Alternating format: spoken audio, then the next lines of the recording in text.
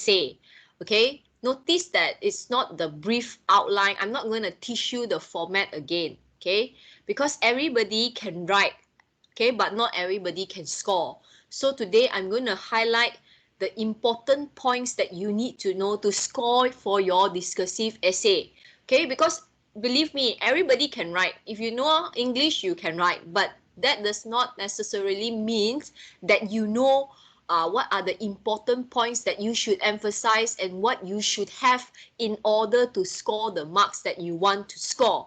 Many students, they can write, they can do like a power packs job, okay, they can look for so many kind of different evidence, they can write so long, but they cannot score.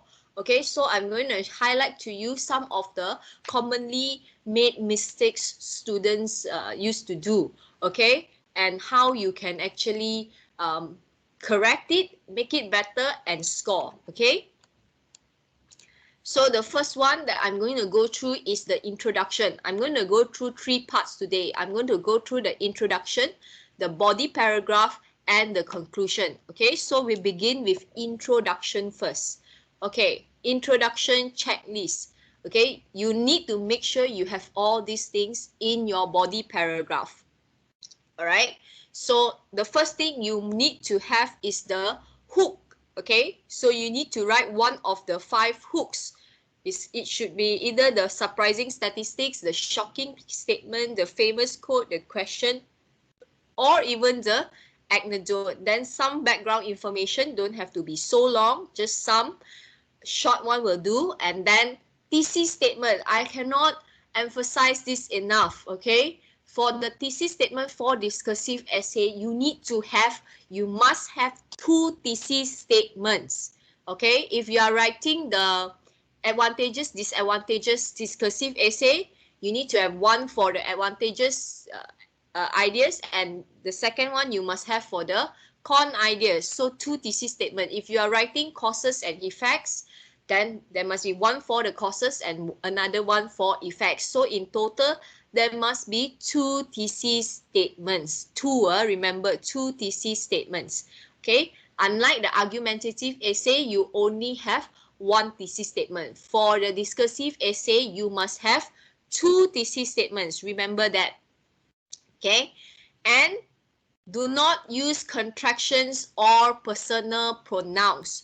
Okay, what are contractions? For example, don't, shouldn't, I'm.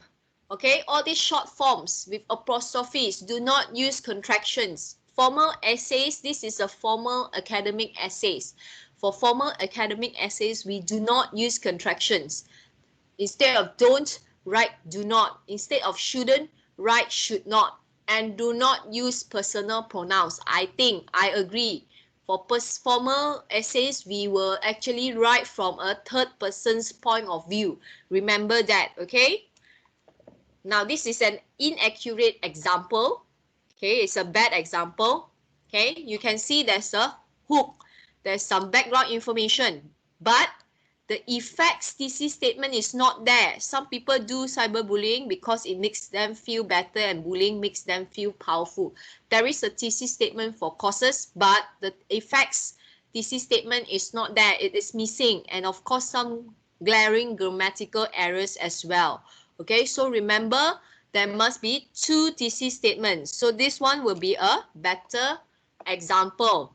Okay, can you see there is 1 thesis statement for causes, okay, where she highlights the lack of empathy and constantly seeking revenge. And then the second thesis statement for the effects will be cyberbullying. If the negative side effects of cyberbullying also include inflicted depression and lower self-esteem on the victim. Okay, can you see the introduction? There's a hook, background, then 2 thesis statements. It fits the checklist. Hook, background, thesis statement, there must be 2 thesis statements. Okay, so this one is a better example. Okay, now we go to body paragraphs checklist. So body paragraph 2, 3, 4, and 5 will be the same if you are writing block method. If you are writing chain method, it also will be the same.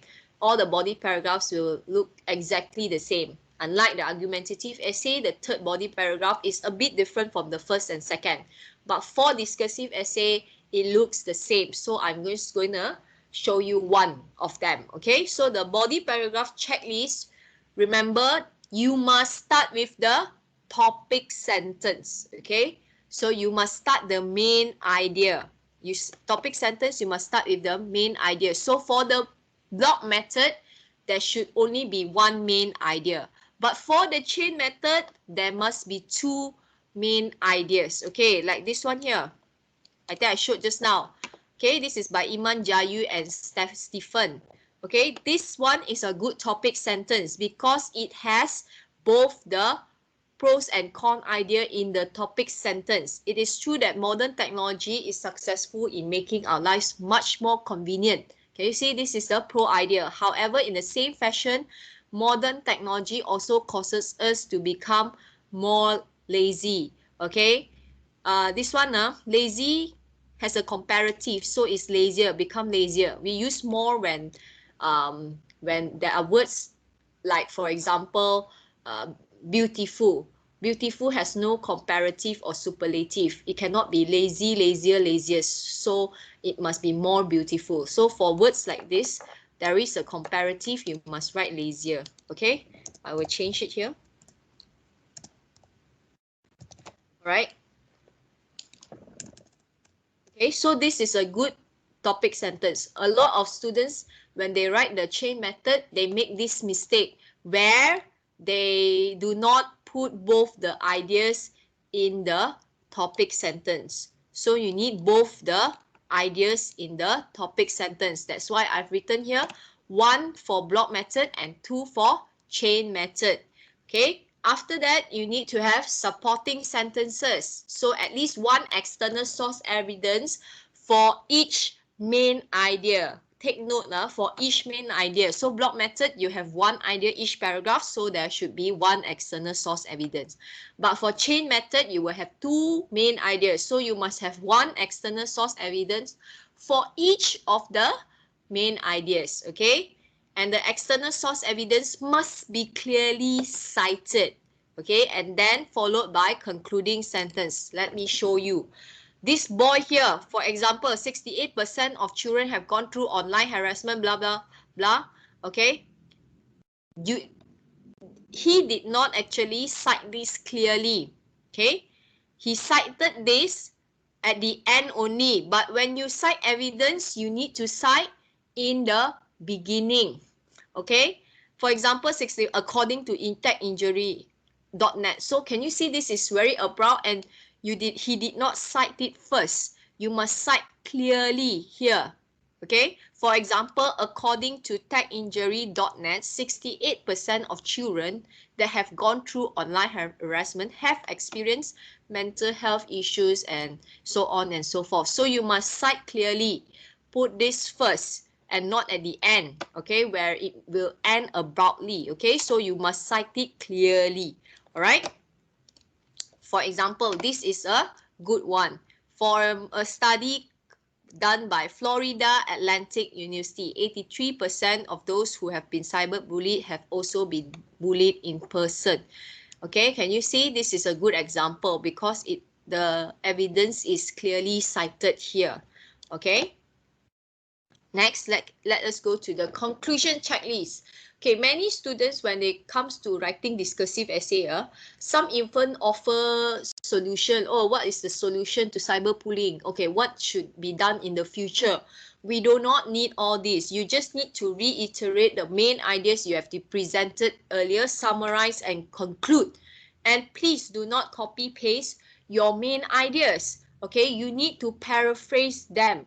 Remember, paraphrase. Do not copy paste the main idea, but paraphrase them in your conclusion, summarize and conclude in a very neutral manner. Okay? Do not introduce new ideas, new solutions, new approaches. Okay? None of those jazz. Okay? I'm going to show you the rubric so you know how you will be evaluated. Okay.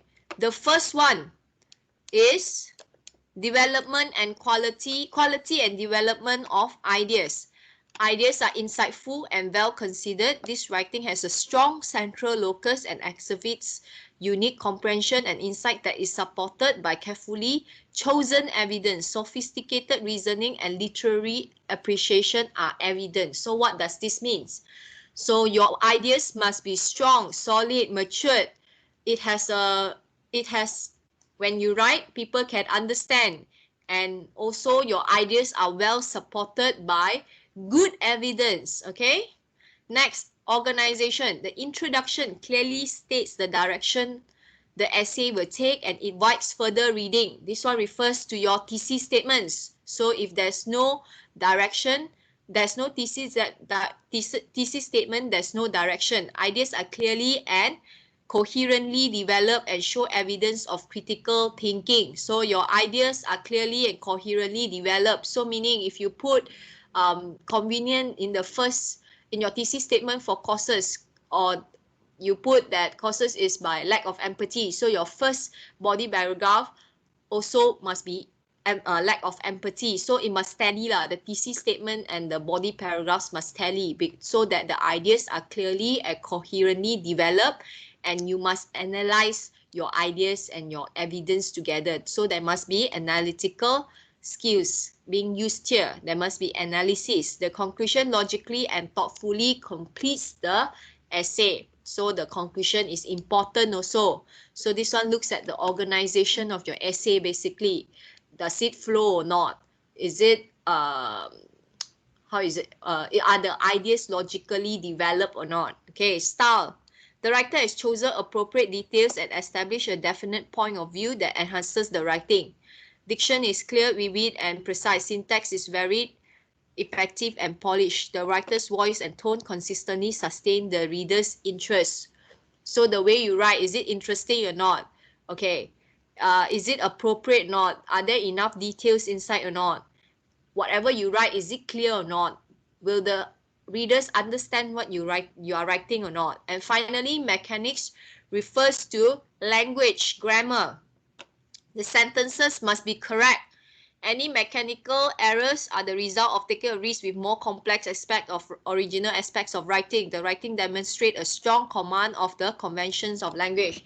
Basically, this one, in layman's term, language and grammar, sentence structure, spelling, pronunciation, okay?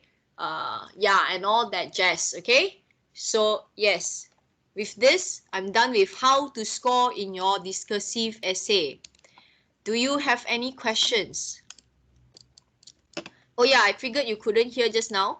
Okay, so I was telling you just now that your discursive essay, the chain method that you have written last week, okay, I've actually checked. Okay, one of the major concern I have is that you did not have both the main ideas in the topic sentence. Okay, so remember to have both the main ideas in the topic sentence. I think Iman Jayu's one and Stephen's one is quite good because they have both the main ideas. Okay, the pros and the con idea. The pro and the con ideas are together in the topic sentence. So it must look like this. It must be